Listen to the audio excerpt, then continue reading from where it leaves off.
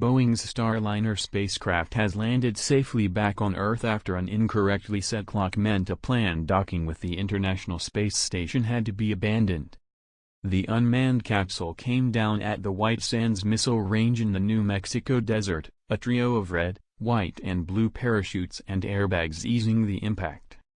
"We pinpoint landed it," said NASA Administrator Jim Bridenstine, after a 2-day test flight that was meant to last a week.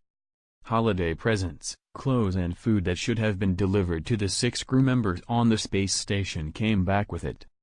Nevertheless, Boeing flight director Richard Jones described the mission, which was a test run for a future manned trip, as a huge success.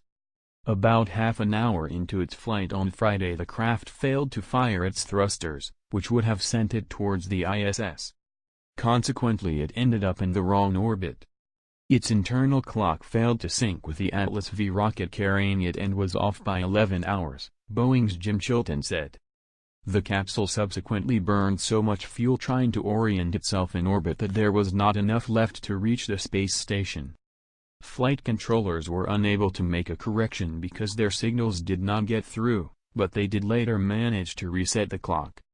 Engineers are now trying to work out how the timing error came about.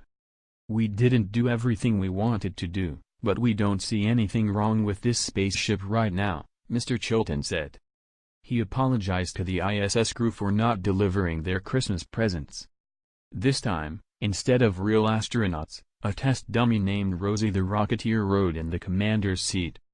Boeing has been considering a first launch with live astronauts in the first half of 2020.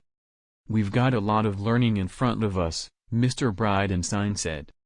"But we have enough information and data to keep moving forward in a very positive way."